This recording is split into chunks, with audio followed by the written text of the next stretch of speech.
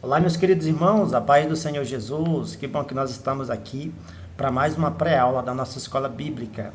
Que bom que Cristo, nosso Senhor e Salvador, Ele tem nos concedido mais esta oportunidade. Eu sou o professor Márcio e nós publicamos aqui neste canal uma série de estudos bíblicos para edificação do povo de Deus. Portanto, quero fazer um convite todo especial para você que não é inscrito, se inscreva, curta, compartilhe, deixe seus comentários.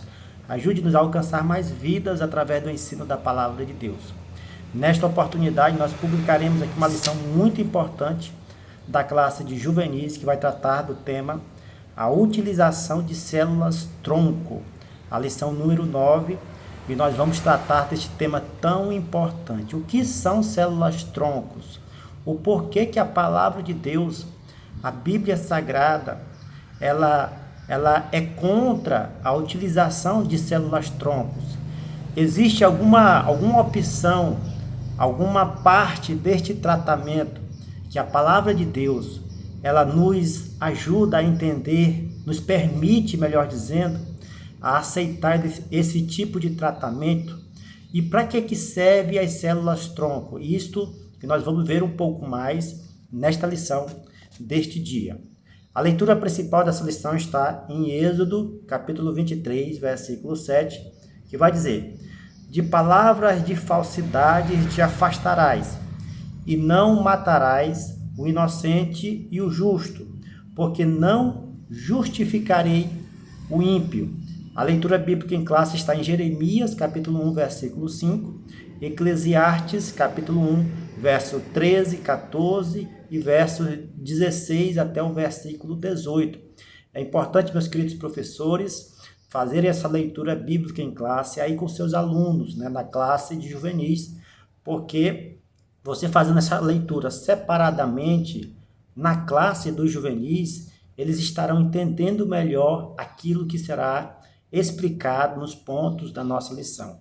O Sintetizando vai dizer o seguinte: alguns estudiosos remetem o início das pesquisas com células-tronco para o ano de 1989. As pesquisas têm alcançado um relativo sucesso. Apesar disso, somos contrários a manipulações de embriões com objetivos terapêuticos ou de pesquisas, pois consideramos que desde o momento da fecundação já existe um novo ser humano. Então, nós vimos aqui que a utilização de células-troncos, ela pode ser feita de duas maneiras.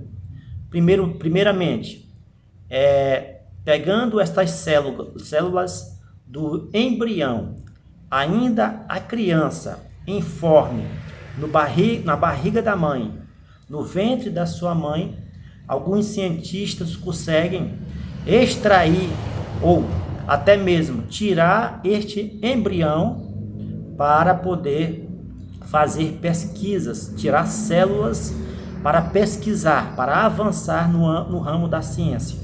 Outro tipo que existe de adquirir essas células é através da forma adulta, ou seja, da maneira em que a pessoa já está em uma fase adulta, pode ser tirado da medula óssea, as células-tronco, ou pode ser tirada também na fase de bebê. Por exemplo, a criança recém-nascida, as células podem ser tiradas também do cordão umbilical da criança. Agora aqui eu quero falar para os irmãos que a palavra de Deus, o princípio que nos ensina a respeitar a vida, que é a palavra de Deus, ela nos diz em Jeremias 1,5 que o Senhor já nos conhece antes antes da nossa formação. É o que diz Jeremias 1,5. Antes que eu te formasse no ventre, eu te conheci. O Senhor nos conhece ainda no ventre da nossa mãe. Então, em contrapartida, eu já digo aqui para os nossos queridos professores e alunos, que a palavra de Deus ela é contrária à utilização de células-tronco em caso embrionário, Ou seja, manipular o embrião da mulher para poder extrair células-troncos Fazendo isto, está colocando a vida de uma pessoa em risco, né? Está colocando uma vida de uma criança em risco. Nesse sentido, por causa da palavra de Deus, que nos ensina a fazer o bem, que nos ensina a amar o nosso próximo como a nós mesmos, o embrião já é uma vida na barriga de uma mulher, e nós não aceitamos, mediante os ensinos da palavra de Deus, né, a utilização de células troncos, neste caso, as embrionárias. Na utilização de células troncos adultas, nós não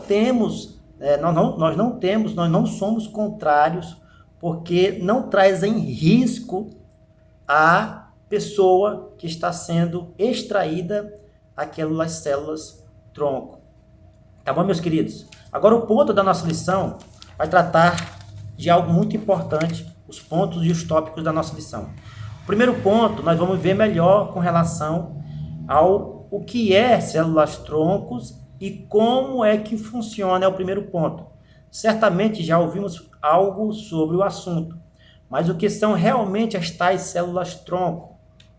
São células mestras que têm capacidade de se transformar em outros tipos de células, incluindo as do cérebro, coração, ossos, músculos e peles.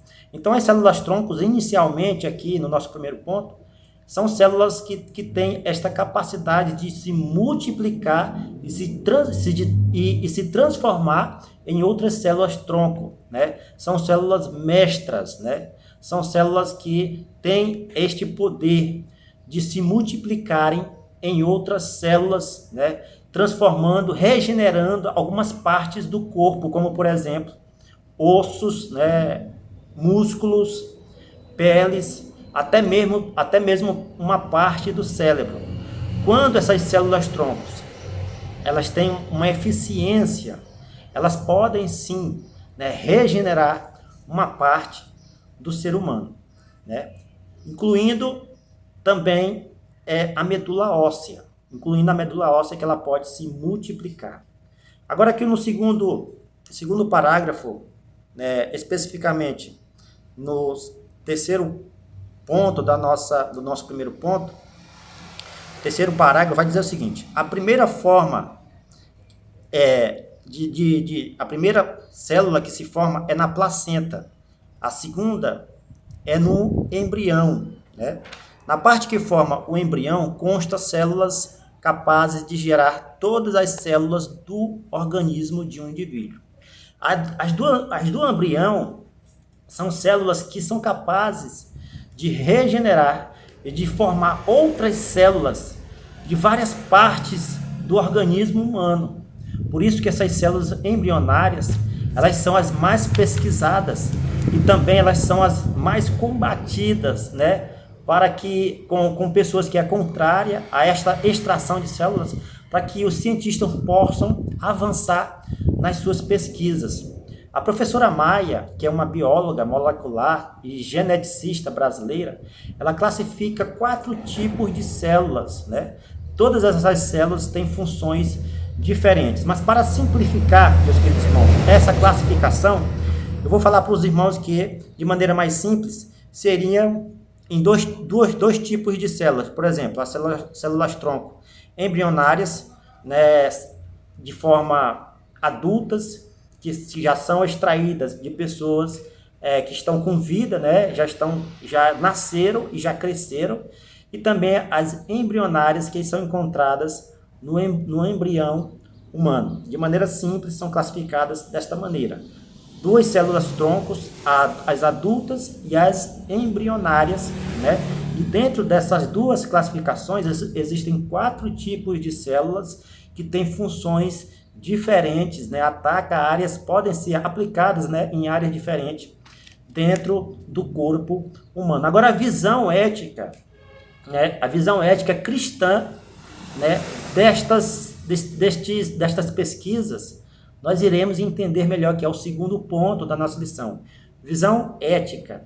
As pesquisas com células tronco, exceto as embrionárias, não representam problemas éticos, né, falando de princípios éticos segundo a palavra de Deus, segundo os princípios cristãos. Não representam problemas éticos, com a exceção das embrionárias. Nos demais procedimentos, as células troncos são retiradas da própria pessoa e ingestadas no tecido danificado.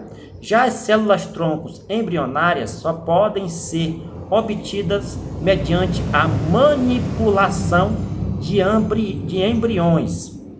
Por isso é tão importante a gente que é cristão, o homem e a mulher de Deus, que defendem os princípios bíblicos da palavra de Deus, não concordarem com a retirada de células troncos, né, a manipulação de células troncos, ainda no embrião de uma mulher, porque é perigoso, muitas das vezes é causado um aborto, né, espontâneo ou um aborto, né, obrigatório, né, daquela criança, para que este embrião possa ser pesquisado pelos cientistas. Ou seja, estará matando uma pessoa com a justificativa da ciência avançar para poder curar outras pessoas de câncer, por exemplo, ou de outras doenças terminais. Mas isto não é justificativa. Matar um ser humano, ainda o seu corpo informe, ainda vivo, dentro de uma barriga de uma mulher, arrancar aquele embrião para fins de pesquisas de células-tronco, isto não tem apoio bíblico da palavra de Deus, porque estará indo de confronto à vida do ser humano, porque é o Senhor quem dá a vida e é o Senhor também que tira a vida, conforme 1 Samuel capítulo 2, versículo 6. É Ele que é o dono da vida, Ele é o autor da vida, e nós não temos o direito, mesmo que seja, entre aspas, para uma boa causa, tirar a vida de um ser humano. Nós estudamos um pouco sobre isto, sobre o aborto, e nós comentamos um pouco com relação a isso, sobre tirar a vida de um bebê, abortar, né, tirar a vida de um bebê em prol de um bem, né, em prol de preservar a vida da mãe e da criança, né? Nós não temos, né, apoio bíblico de matar em nenhuma das circunstâncias, né? Em nenhuma das circunstâncias. A legislação brasileira, o que a legislação brasileira fala com relação a pesquisa, a esta pesquisa de células-tronco? A legislação brasileira permite a pesquisa com células-troncos embrionárias, desde que sejam obtidas em fertilização, ou seja, in vitro ou congeladas há mais de 3 anos. Ela permite, por exemplo, se uma criança, né, uma mulher, está com seu embrião e o aborto, né, é permitido, como nós vimos aqui no Brasil, em alguns casos, em casos de estupro, né, o aborto ele é permitido, né, em caso de também problema encefálico por problemas cerebrais, né, uma má formação do cérebro. Alguns casos também o juiz ele deixa a mulher, os médicos trabalharem e essa mulher abortar. Neste caso, a fertilização é colocado em vidro congelado e esse embrião vai ficar ali por um tempo para fazer pesquisas, né? Para extraírem ali pesquisas, né? E através dessas células eles avançarem, tá bom? Esta é a legislação brasileira que permite as pesquisas em células-troncos em caso de fertilização congeladas há mais de 3 anos. Todavia, o embrião não pode ser manipulado como se fosse um amontoado de células que esteja no útero ou que seja numa proveta. Mesmo que seja dentro do útero ou mesmo que seja fora do útero, né? Isto não nos dá o direito de manipular este embrião por causa da palavra de Deus, que nos diz que já é um corpo em formação, já é uma pessoa em formação, um ser humano em formação. Terceiro ponto da nossa lição vai dizer o seguinte: o que a Bíblia diz com relação a isto? O que a Bíblia diz? O que diz a Bíblia? A dignidade da vida humana não pode ser negociada. O valor sagrado da vida deve ser respeitado e observado. O mandamento bíblico de amar o semelhante permanece de pé. O O embrião também é meu próximo. Amar a Deus sobre todas as coisas, o primeiro mandamento que o Senhor resumiu, né, nas Sagradas Escrituras, e o segundo é vertical, amar o próximo como a mim mesmo. Ele permanece em pé. Portanto, o nosso próximo, o embrião também é o nosso próximo. E ele é um próximo indefeso. Ele não tem capacidade de se defender. A vida começa na concepção, sendo o embrião uma pessoa indefesa e inocente, conforme Êxodo 23, versículo 7, onde diz que nós não devemos matar o inocente, né? Em Salmo 139 também vai dizer que nosso Deus nos conhece desde a nossa concepção, né? Então, a palavra de Deus, ela deixa claro que a vida deve ser sempre preservada. A vida do ser humano deve ser respeitada.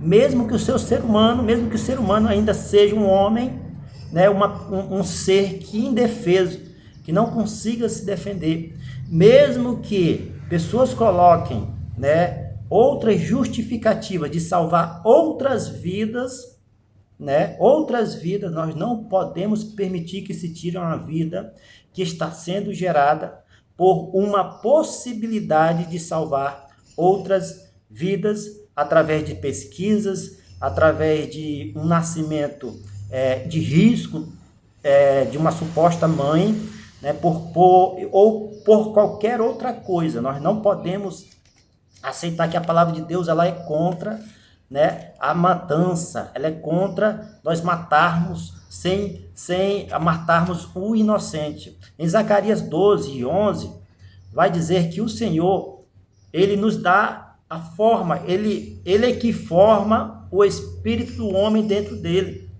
O Senhor é quem forma, ele que sopra o seu espírito no nascimento.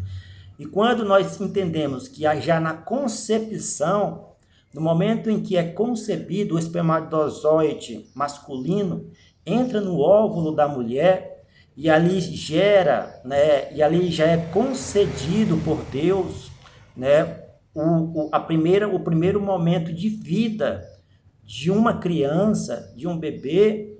Nós entendemos que neste momento o Senhor já está gerando o espírito dentro do embrião e aquela pessoa já está sendo formada e Deus já tem seus propósitos estabelecidos dentro da vida daquela pessoa, para quando aquela pessoa nascer, ela possa ser uma pessoa normal, que tenha as suas características físicas e mentais e que sejam usadas também para a glória de Deus, para a glória do nosso Senhor.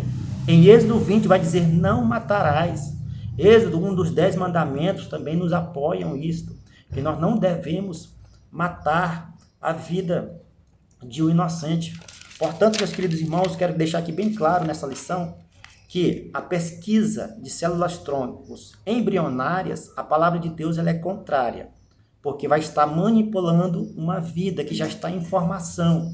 Mas a pesquisa de células troncos em pessoas adultas, sendo utilizada, por exemplo, extraindo células, por exemplo, na medula óssea, do cabelo, ou do embigo, né, de uma criança, né, ou de outras maneiras em que não há risco, não causa risco a uma pessoa, a palavra de Deus ela não é contrária a isso. Nós apoiamos, porque essas pesquisas vai trazer o bem a outras pessoas, vai trazer saúde, restauração a outras pessoas, vai trazer uma medicação que tragam resultados positivos para salvar outras vidas. Agora, manipular um embrião, colocando a vida em risco de uma criança, a palavra de Deus não nos apoia a concordarmos com isso. Ela não nos dá margem para concordar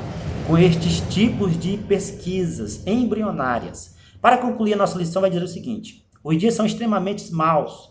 Diante do avanço científico, temos, por um lado, sido beneficiados, mas, por outro, vemos que a vida humana não tem recebido o seu devido valor. A ciência, quero deixar claro aqui para os irmãos, a ciência foi dada também por Deus.